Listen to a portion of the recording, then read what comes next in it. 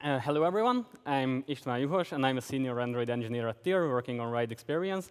And in this talk, in the next 35-ish minutes, we will be seeing some Compose testing insights, and we will see some best practices that we can utilize while we are doing Compose UI tests. First, a small disclaimer. Most of the examples that I will show you here were taken from this small pet project called Compose Hydration Tracker. This is my playground for testing Compose testing. So yeah, feel free to check it out on my GitHub profile. Let's get started with a quick recap on the view system and how we used to, or how we are doing UI tests on the view system-based layouts. In the view system, we have view or view group objects that are created from XML descriptors or instantiated from code. And these objects have associated rendering and behavior attached to them. And they're also directly referable by their view IDs or by direct referencing them as objects. So let's see what's different when we're testing Compose UI. Well, pretty much these things. We don't have direct access to the entities in the composition. It's pretty much a black box in the terms of testing. We don't have specific UI objects that we can look up directly or indirectly by IDs. And of course, there are no IDs associated with them, at least not that we can access. And also, just to keep in mind, not every composable emits actual UI into the composition. Okay, let's see what we will test in the next upcoming few minutes. This is just a regular list screen. It's called entry list, and its sole purpose is to wrap a lazy column and to display a list of hydration entries passed into it as a parameter. What it will render in the lazy column will be hydration items, and the hydration item looks like this. Again, a pretty simple composable layout. It's a row that wraps two texts that will display certain properties of a hydration entry. OK, so let's go on with setting up Compose testing in our project. First and foremost, if we want to do Compose UI testing, we will have to add the Compose UI testing framework to it, which in fact are one or two dependencies, depending on what we want to do. But we'll get back to that later. OK, so let's see a regular UI test that we'll be writing with the Compose testing framework. As you can see, it's pretty familiar. If you've written UI test before, this is close to that. We have a test class that we set up with Android JUnit 4 as the test runner. It's one of the possibilities, of course. As we've heard on yesterday's modern Android testing talk, we might run our Compose test as instrumented UI tests or with RoboElectric as well. But just for simplicity's sake, we will be sticking with the instrumented test way. OK, so here we have the test class, and then we can create a Compose test rule, which we have help to do. So we have the create Android Compose rule, which will create our test rule. And this create Android Compose rule function has one type parameter, which should be an activity. And what this will do eventually in our tests is that it will instantiate the activity class that we pass here. It will be an activity object that we can access in our tests. And yeah, we can do stuff with it. Also, if we don't have any specific activity that we want to start and we just want to test composables in isolation, we can also do that as well. Of course, there will be an activity because this is an UI test and it's an instrumented test and it will run on an emulator or a device. So there must be some activity there. But we can just pass in the component activity, which is this really essential activity that's provided by Android X. And we can get away with that. But if we want to do that, there is actually an easier way. There is a method called createComposeRule, which doesn't take any type parameters, and it's actually closer to the multi-platform world, so we can also prepare for that. And on Android, in fact, it calls the createAndroidComposeRule with the component activity. We just don't need to write that down explicitly. OK, with this, we can start writing our first UI test. And yeah, we can just start that regularly, as we're used to. There's a test annotation, and we will write functions. And yeah, everything that we will be doing in Compose tests will probably have some relation to the compose test rule that we just created. In fact, most of the things we'll be doing will be done by calling different API functions on the compose test rule itself. But of course, this whole thing is pure Kotlin.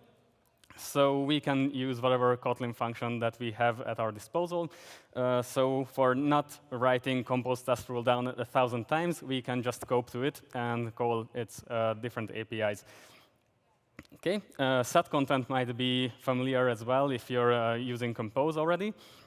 It's defined on activity as well as an extension, and is defined on the test rule, of course, as well.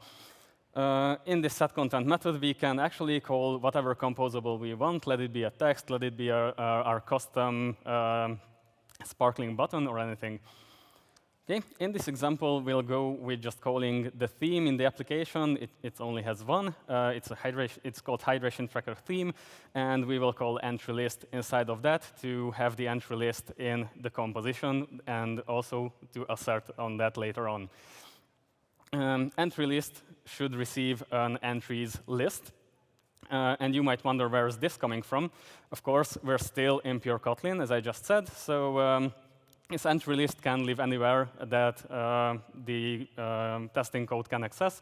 So if you look at the example in the repository, it will just be a list of entries as a top-level variable in the test file just next to the test class. OK, we have a test set up. And we will have an activity that started, and it hosts an entry list that we want to test. But yeah, here comes the first bump on the road. So what we can do to be able to act on or assert on entry list itself, how we can reference entry list. Well, technically, there's no way, but there is the semantics tree that we can use to test semantics information that the entry list contributes to the semantics tree. So what's a semantics tree? The semantics tree is a parallel tree that's built next to the composition. So when a composition is built, when UI is emitted to it, composables, in fact, also contribute to the semantics tree as well. OK, so the semantics tree is for describing our UI in a manner that the accessibility frameworks and testing frameworks can understand. And as such, we can assert on these because these are actually accessible by those frameworks. And yeah, while composables can contribute to the semantics tree, it doesn't mean that they actually do so. And we will see how we can manipulate that behavior. So let's take a step back, and in our test, let's just set a text as the content of our test, and yeah, this will result in the semantics tree that you can see on the right. So every semantics tree has a root node, of course, because it's a tree, and the text itself, by default, emits its parameter, the text, as semantic information to its semantics node. Let's switch to the canonical representation that you will actually see in logs and on the UI as well in Android Studio. So it looks like this. The root node is called the root. And the semantics node that the text creates or emits into the semantics tree will have a property that's called text, and there will be the text that we passed to the text composable. Let's extend this example with a row, and by now you might have guessed that we're building the hydration entry item from 0. And yeah, as you can see, the semantics tree itself didn't change because the layout composables by default doesn't contribute to the semantics tree. So by wrapping a text into a row or any other layout composable, most probably the semantics tree won't change. Let's add another text to the row, and we can see this new text actually contributes the semantics tree, sorry, but difficult word. Yeah, and it will be the sibling of the previous text because the row still doesn't contribute to the semantics tree, and these two nodes will be the children of the root node because there's nothing above them. OK, so you might wonder how we could visualize this, because if we know what every composable does, that's OK, but there are like hundreds of composables, and we can write our own as well. So in real life, how can we visualize this tree? How can we get a grasp on what's actually emitted to the tree and what's not? For this, we have many possibilities. First is to print the semantics tree to logcat when we are running a test. There is a finder that we'll get back to later. It's called onRoot. It will select the root node. And on the root node, we can call print to log with a log tag. What this will result in is a structured log in logcat when we run the test and this function is run. Of course, the test tag, the log tag is only there to make it easier for us to search for the log in the sea of logcat messages. And as you can see, the log itself is really a structured one. It's really legible. So by just looking at it, we can have a grasp on how the semantics tree would look like when we create a composable and run the test. And of course, we can see the child nodes as well with all of their properties that's available in the semantics tree at the moment. Another way to have a grasp on the semantics tree is to use Android Studio's layout inspector. And there is an option in layout inspector to highlight the semantic layers. And this will, in fact, highlight those nodes from the composition that emit semantic information to the tree, effectively altering how it's built. And when you select these nodes, you will see the semantics information that these composables emit in the attributes panel. OK, moving on. What if we wanted to alter the building of the semantics tree? Because, for example, we want to handle the hydration item as one semantics unit. That's what the semantics modifier is there for. So if we add it to pretty much any composable, we can alter how the semantics tree is built more visually by just adding the modifier and not setting any value on it. We will just end up with the same thing that we were ending up before. So nothing happens. But as soon as we start to add some values to it, a new node will be created. And the two text nodes that are emitted by the texts will be the children of this new node. And the new node will be, of course, children of the root node in this example. Also, there are many things that we can set on the semantics modifier. We'll have just two examples here. One is the content description, which is the content description that we would expect in accessibility frameworks. And it will be picked up by accessibility frameworks when we create a composable with this setup. And also, it will be picked up by the testing framework, as we will see soon. Another thing that we could do is to add a test tag to the semantics information that a composable emits.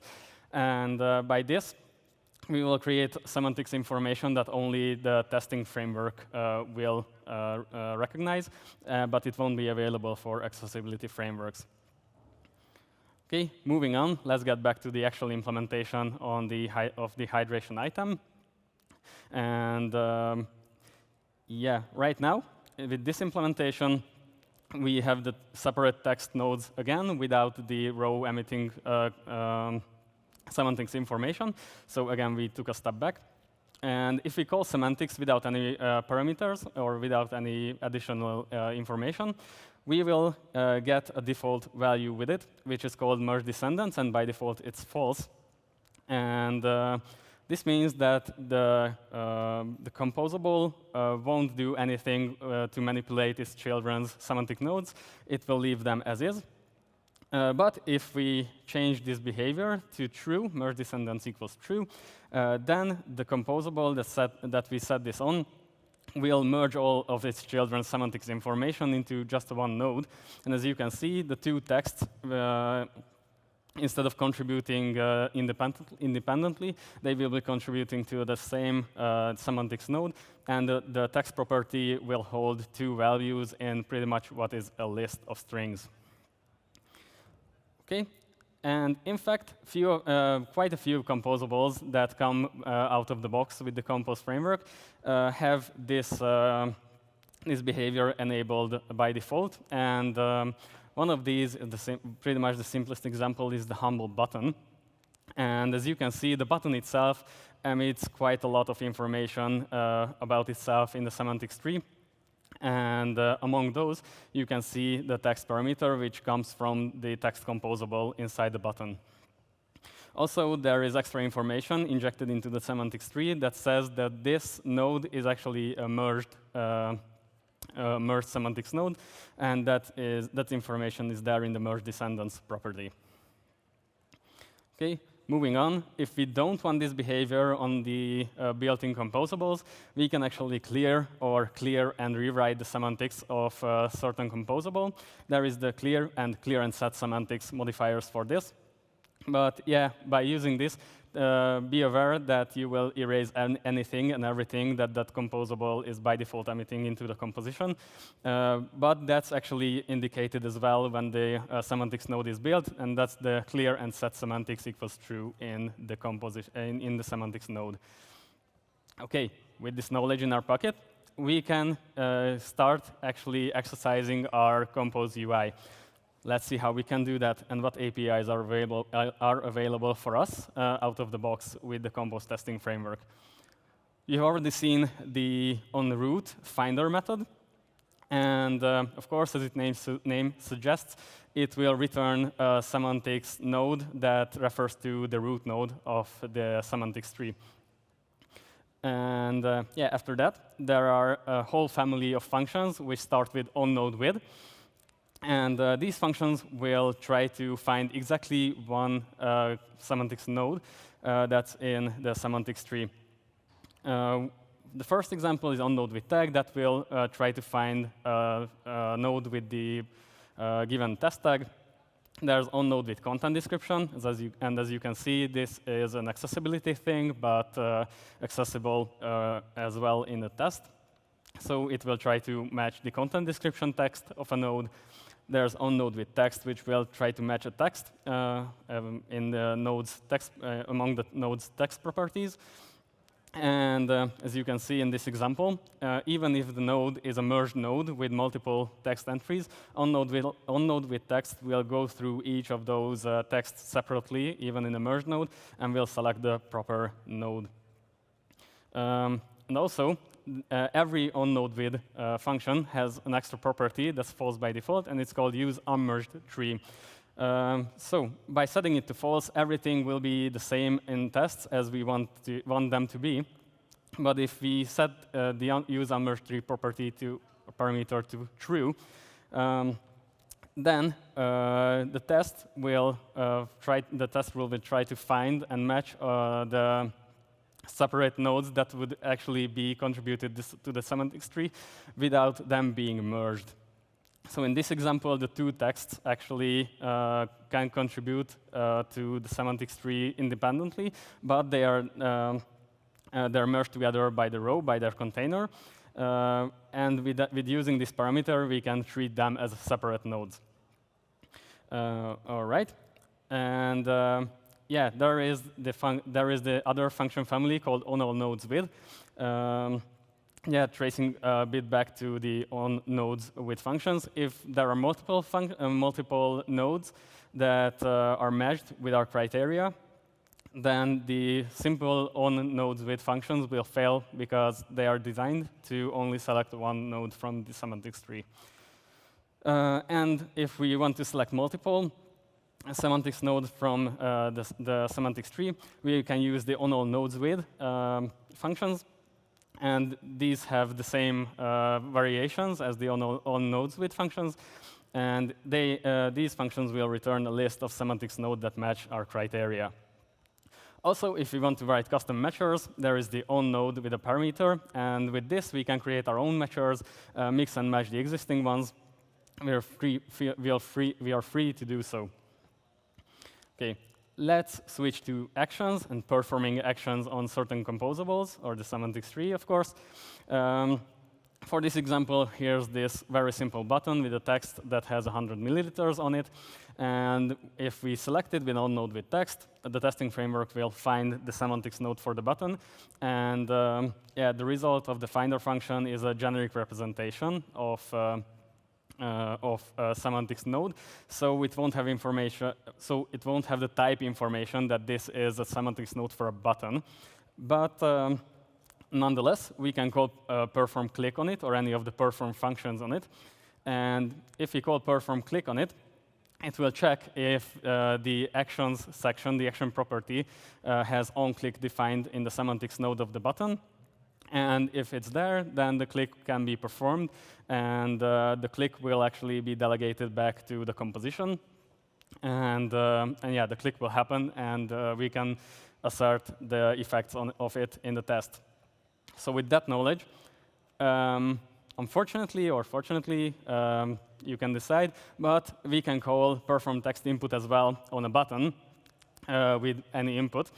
And yeah, let's make this talk a bit interactive. So what do you think will happen? Hands up if you think that perform text input will just silently fail and nothing will happen.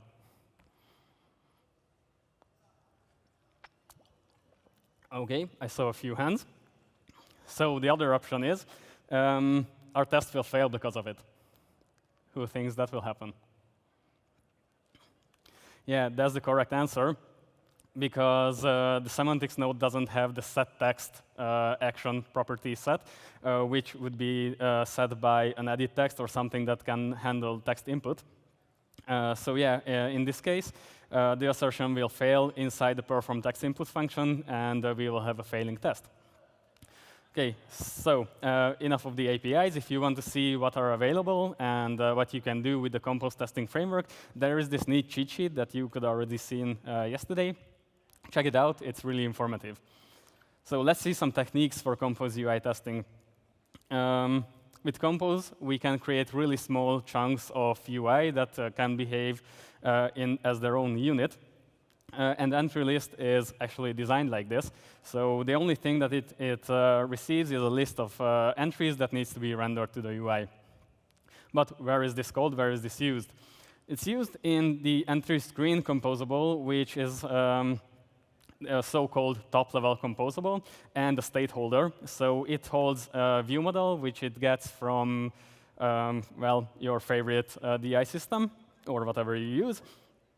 And after that, if it queries the view model for the UI state, and if the UI state is content, then we will display the entry list composable. And this is the only branch that we will care about now. And the entries is actually fetched from the UI state.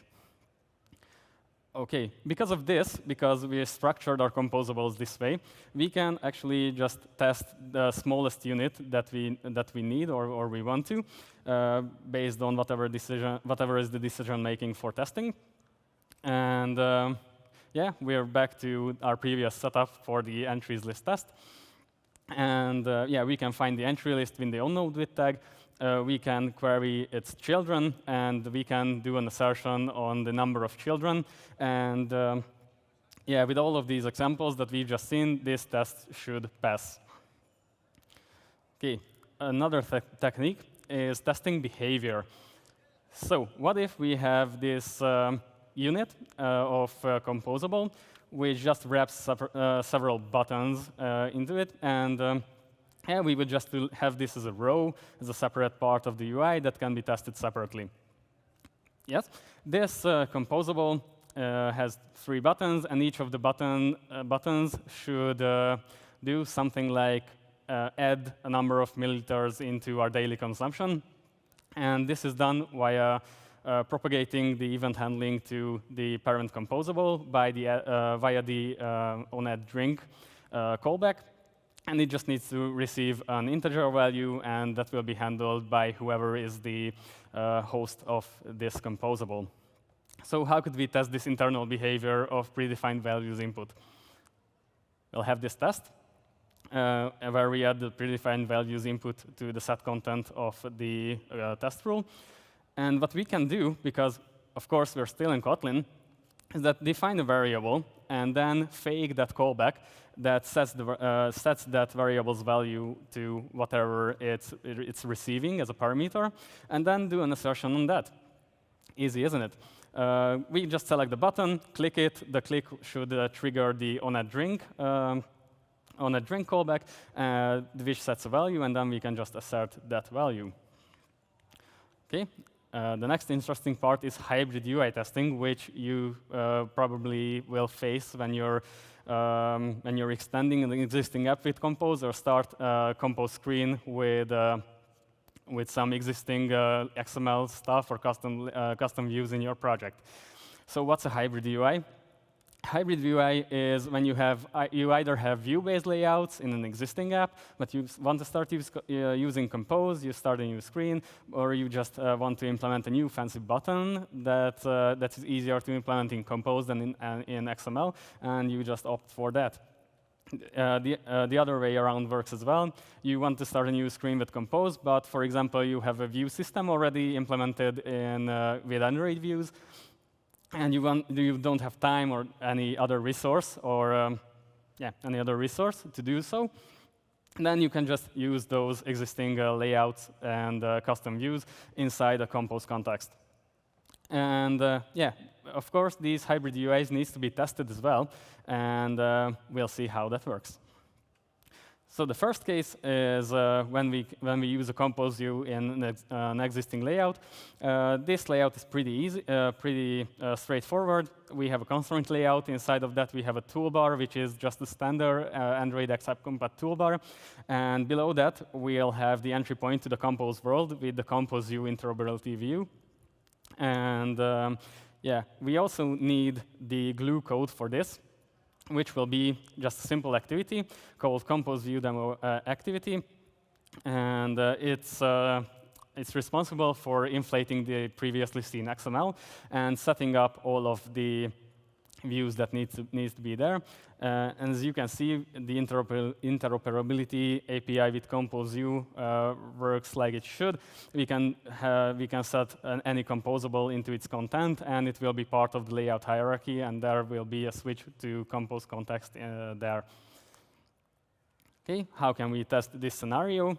While creating the test rule for this test, we can use the create Android Compose rule again with that activity that will host our UI that we'll want to test.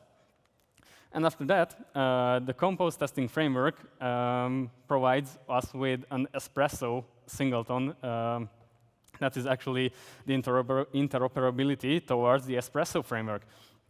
And from that, this must be pretty familiar. This is pretty much Espresso. And we can do all kinds of assertions that we could do with Espresso as well. So this part of the test, when we try to select a view by the title, by the text of it, and match if it's displayed, this will run without any issues. And right after that, we can also assert if our fancy custom button is there in Compose just by selecting it with the onNode with text and asserting if it's displayed. And this test will actually pass without any further problems. Let's see the other way around when we have a Compose screen that in what we want to host a composable, an old Android view that we already have in our project. So the Android view is, again, the fancy custom button, just having a custom view implementation. It inflates an XML. It has a setText method to set the inner text views text and or buttons text, and a click listener that we will actually try to test as well.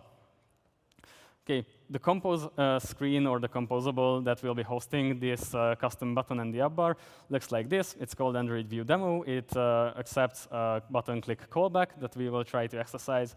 And inside it is just a scaffold having a top app bar composable set to it, and using the Android View interoperability API.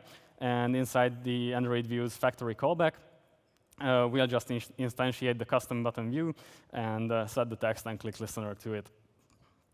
Going to the test. Again, nothing special. We've already seen this before. The only thing that we do differently is that we create we call the Android View composable and pass on the testing, pass on the callback, the fake callback that we've seen in the behavioral testing part. And how would this test look like? First, we try to assert if the toolbar is there in our Compose view. Of course, this will pass. It's there. Then we assert if the button is there in the Android View composable with Espresso. And again, this works. But then we'll try to click the button, and at the current state of the Compose testing framework, this will unfortunately fail. It's a known bug. It's there in the issue tracker, and as of Compose 1.2.0 RC3, it's unfortunately there. And if you do this with Espresso, then the click won't happen. It will be swallowed by the framework. There's a suggested workaround in the issue, which just kind of misuses the check function of Espresso. And yeah, we got the view reference there, and we can perform a click on that view that we received there. The problem with this is that click that will happen when we do this is actually not performed in the context of the Espresso flow. So an assertion might run earlier, making this click again not being performed before all of the assertions that we want to use the result in. Okay, going back with this workaround to our tests, this will not fail, it will work, but the assertion, this assertion could run before the click is actually made. So this might result in flaky UI tests, unfortunately. Okay, we're nearing the end of the talk. There are some extra topics that I suggest you could check out in relation with Compose UI testing. The animation testing in Compose is a really interesting topic to check out. There are documentations on it, there are articles on it, and it kind of ties in with the synchronization and idling resources part of Compose UI testing, and it involves an inner clock of Compose, which is a really interesting concept. And of course, as we've heard yesterday in the modern Android testing talks, screenshot testing is pretty important with Compose, because with the semantics tree, we don't get the information of colors or shapes or anything that actually resembles the UI as it's drawn. OK, wrapping up, here are some resources that I used for creating this talk. Feel free to check them out. They're pretty nice. The documentation from Google is pretty straightforward. And yeah, you can get a basic grasp on what's happening when you're testing Compose. And with that, thank you for being here. You're really awesome. And yeah, if you have any questions, feel free to just come here and ask, or you can find me until the end of the event anywhere near here or at the tier booth. Thank you very much.